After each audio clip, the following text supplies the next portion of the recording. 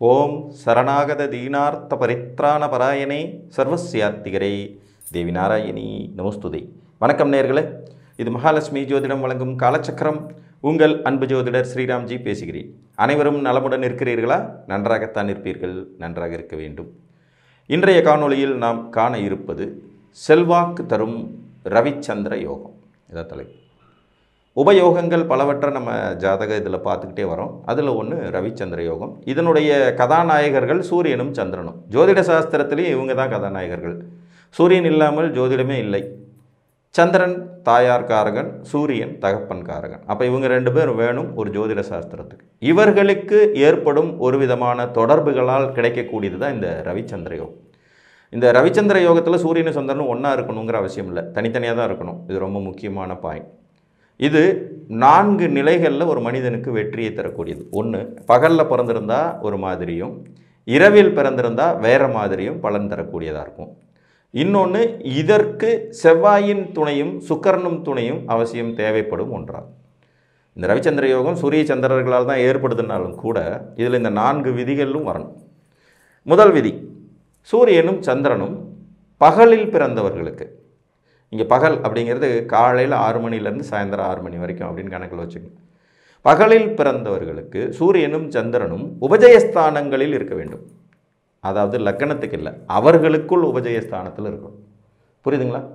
பகலில் பிறந்தவர்களுக்கு சூரியனும் சந்திரனும் ஒருவருக்கொருவர் பரஸ்பரம் உபஜயஸ்தானத்தில் இருக்கணும். 3, 6, 10, 11 இதுதான் உபஜயஸ்தானம். இப்போ ஒரு உதாரணமாக, ஒருத்தருக்கு மேசத்தில் சூரியன் இருக்கார், பகலில் பிறந்திருக்கார், மேசத்தில் சூரியன் இருக்கார். இப்போ இந்த ஜாதகருக்கு சந்திரன் மிதுனத்திலோ கன்னியிலோ மகரத்திலோ கும்பத்திலோ இருந்தால் இந்த யோகத்தின் முதல் படி வந்துடுது. சூரியனுக்கு 3, 6, 10, 11 சந்திரன் இருக்கார். அதே மாதிரி சந்திரனுக்கு 3, 6, 10, 11 சூரியன் இருக்கலாம். ரெண்டும் ஒரே விஷயம்தான். சந்திரனுக்கு அவர் இருந்தாலும் ஓகே தான், அதே மாதிரி வரும். அதையும் ஒரு உதாரணம் பார்த்துடலாம். ஒருவருக்கு கடகத்தில் சந்திரன் இருக்கார், பகலில் பிறந்திருக்கார். கடகத்தில் சந்திரன் இருக்கார், பகலில் பிறந்திருக்கிறார். இப்போ சந்திரனுக்கு 3ஆம் இடமான கன்னியில் சூரியனும், 6ஆம் இடமான தனுசில் சூரியனும், 10ஆம் இடமான மேசத்தில் சூரியனும், 11ஆம் இடமான ரிஷபத்தில் சூரியன் இருந்தாலும் இந்த யோகத்தின் முதல் படி. சரிங்களா? அடுத்தது செவ்வாய். இந்த ஜாதகத்தில் பகலில் பிறந்தவருக்கு சந்திரனை எங்கேயாவது இருந்து பார்த்துக்கிட்டு இருக்கணும். சந்திரனை பார்க்கலாம், சூரியனையும் பார்க்கலாம். இது 2 விதியும் பொருந்தும். செவ்வாய் சந்திரனை எங்கேயாவது இருந்து பார்த்தாலும் சூரியனை எங்கேயாவது இருந்து பார்த்தாலும் இந்த யோகம் முழுமை பெறும். முதல்ல பகலில் பிறந்திருக்கணும். அடுத்ததாக பார்த்திங்கன்னா சூரிய சந்திரர்கள் உபஜயத்தில் இருக்க வேண்டும், தங்களுக்குள் உபஜயத்தில் இருக்க வேண்டும். இது ரொம்ப முக்கியம். அடுத்தது செவ்வாய் பார்க்கணும். இவங்க 2 பேரில் யாராவது ஒருத்தரை பார்க்கணும். இந்த அமைப்பு இருந்தால் ரவிச்சந்திர யோகம் உங்களுக்கு முழுமையாக வேலை செய்யும். ஒரு உதாரணம் எடுத்துக்கலாம். ஒருவர் சிம்மலக்னம் சிம்மராசி, சிம்மலக்னம் சிம்மராசி, பகலில் பிறந்திருக்கார். சந்திரன் சிம்மத்தில் இருக்கார். சூரியன் இவருக்கு மிதுனத்தில் இருக்கார், 11ஆம் இடத்துல. அப்போ சூரியனும் சந்திரனும் பரஸ்பரம் உபஜயஸ்தானத்துக்கு போயிடுறாங்க. சந்திரன்லேருந்து என்ன சூரியன் 11, சூரியன்லேருந்து என்னென்னா சந்திரன் 3. அப்போ ரெண்டுமே உபஜயஸ்தானம். இவர் பகல்லையும் பிறந்திருக்கார். அப்போ இது முழுமையான இந்த ரவிச்சந்திர யோகத்துக்கு தகுதியுடைய ஜாதகம், ரவிச்சந்திர யோகத்திற்கான தகுதி கொண்ட ஜாதகம். இந்த சிம்மலக்ன ஜாதகருக்கு 4ஆம் இடத்துல செவ்வாய் ஆட்சி, 4ஆம் இடத்துல செவ்வாய் ஆட்சி.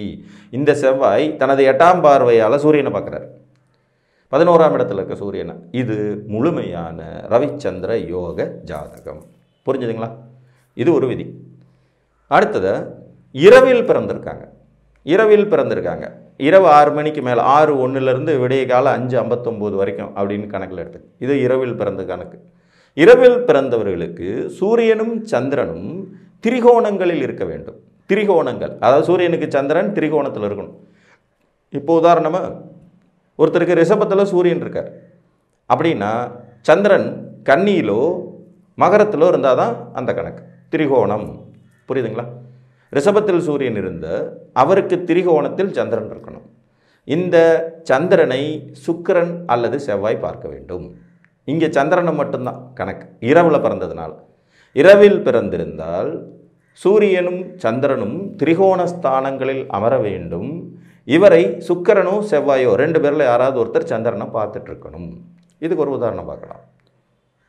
ஒரு கடக லக்கண ஜாதகம், கடக லக்ன ஜாதகம். இவருக்கு சூரியன் வந்து பார்த்திங்கன்னா மேசத்தில் இருக்கார், உச்சம் 2 கூடைய தனாதிபதி உச்ச லெவலில் இருக்கார். சூரியனுக்கு திரிகோண ஸ்தானமாக சிம்மத்தில் சந்திரன் அல்லது தனுசில் சந்திரன் இருக்கார். இப்போ தனுசில் சந்திரன் இருக்கிறத எடுத்துக்கோங்க. தனுசில் இருக்கிற சந்திரன் வந்து தனுசில் இருக்கார், சூரியன் மேசத்தில் இருக்கார். இப்போ சூரியனும் சந்திரனும் திரிகோண ஸ்தானங்கள் இருக்காங்க. லக்னம் கடக லக்ன ஜாதகம். இந்த ஜாதகத்திற்கு சுக்கிரன் மிதுனத்தில் அமர்ந்தபடி, சூரியனிலிருந்து 3வது வீடு மிதுனத்தில் அமர்ந்தபடி சுக்கிரன் வந்து சந்திரனை பார்த்துட்டு இருக்கார். இது இரவில் பிறந்த ஜாதகம். சுக்கிரன் வந்து சந்திரனை பார்த்துக்கிட்டு இருக்கார் அப்படின்னு வச்சுக்கோங்க. இப்போ இதில் வந்து கடக லக்னம்னு வரும்போது அது பகலில் தான் வருமே சார் அப்படிங்கிற கன்ஃபியூஸ் வரலாங்கனால லக்னத்தை மறந்துடுவோம்.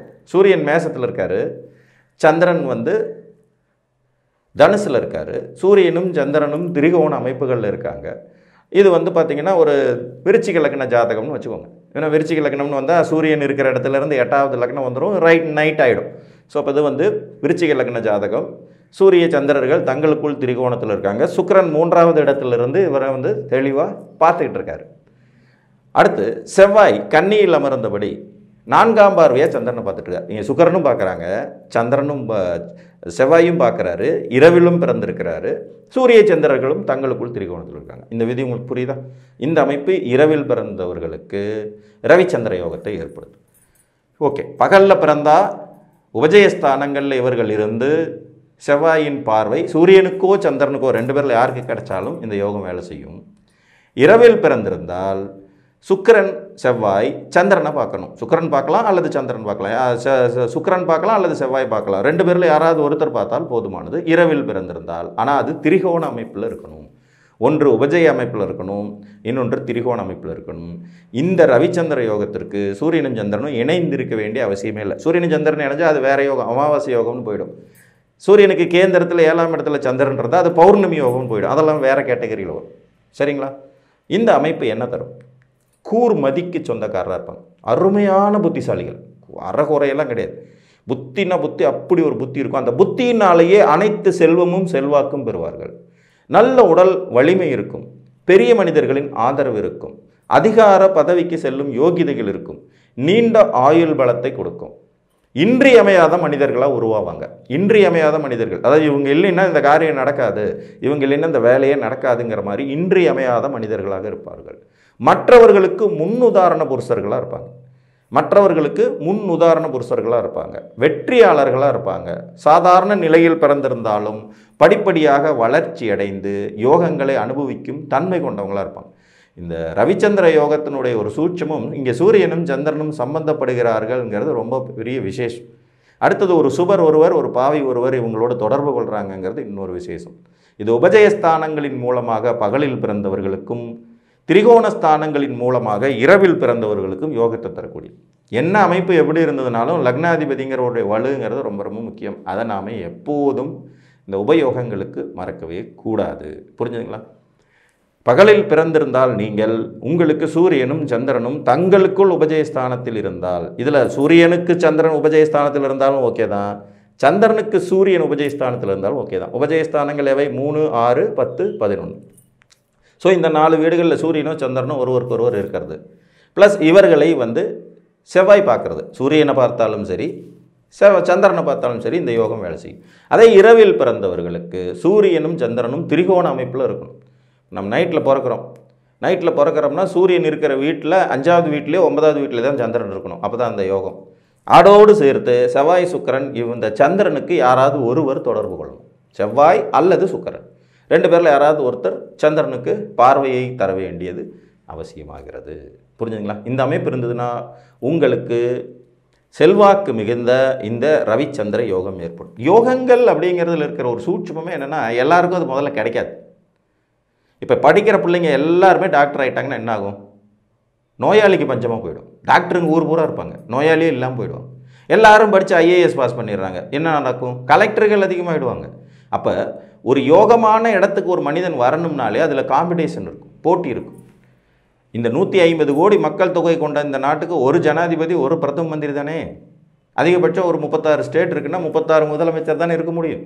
அப்போ கோடிக்கணக்கான மனிதர்களிலிருந்து யோகமானவர்களாக சிலர் தான் தேர்ந்தெடுக்கப்படுகிறார்கள். அந்த மாதிரி தான் ஜாதகங்களிலும் யோகங்களின் சூட்சுமங்கள் ஒளிந்திருக்கும். ரவிச்சந்திர யோகம் ஒரு அருமையான யோகம். சாதாரண நிலையில் இருப்பவனை செல்வாக்கு மிகுந்தவராக மாற்றும். அதற்கு அடிக்கோள் இடுவது அவர்களின் புத்தி கூர்மை தான். இதில் புத்தி கூர்மைக்கு காரக கிரகங்களாக குருவையும் புதனையும் சொல்லுவோம். ஆனால் இந்த யோகத்துக்கு பாருங்கள், இவங்க 2 பேரும் சம்மந்தமே கிடையாது. புதனை பற்றியோ குருவை பற்றியோ இந்த யோகத்தில் வரவே வராது. செவ்வாய் சுக்கிரன் தான் இந்த யோகத்துக்கு பார்வையின் மூலமாக வலுவை தரக்கூடியவர்களாக இருக்கும். ஸோ இதுதான் இதில் இருக்கக்கூடிய சூட்சமும். நீங்கள் பகலில் பிறந்து உங்களுக்கு உபஜயஸ்தானத்தில் சூரிய சந்திரர்கள் அமர்ந்து செவ்வாயின் பார்வை சந்திரனுக்கோ சூரியனுக்கு கிடைத்தால் இந்த யோகம் ஏற்படும். நீங்கள் இரவில் பிறந்து திரிகோணஸ்தானத்தில் சந்திரன் அமர்ந்து சூரிய சந்திரர்கள் தங்களுக்குள் திரிகோணத்தில் அமர்ந்து, திரிகோணத்திலே அவங்க 2 பேரும் இணையக்கூடாது, அது ரொம்ப முக்கியம். இணைஞ்சிட்டா அது அமாவாசை யோகமாகிவிடும். சுக்கிரன் செவ்வாய் சந்திரனை பார்ப்பது இந்த யோகத்தை தரும் என்று கூறி, உங்கள் ஜாதகத்தில் இந்த யோகம் இருந்தால் நீங்களும் ஒரு புத்தி கூர்மையினால் செல்வாக்கு பெறும் யோக்கியதை கொண்டவர்தான் என்று கூறி, மீண்டும் ஒரு காணொலியில் உங்களை சந்திக்கும் வரை உங்களிடமிருந்து அன்புடன் விடைபெற்றுக் கொள்வது உங்கள் அன்பு ஜோதிடர் ஸ்ரீராம்ஜி. நன்றி, வணக்கம்.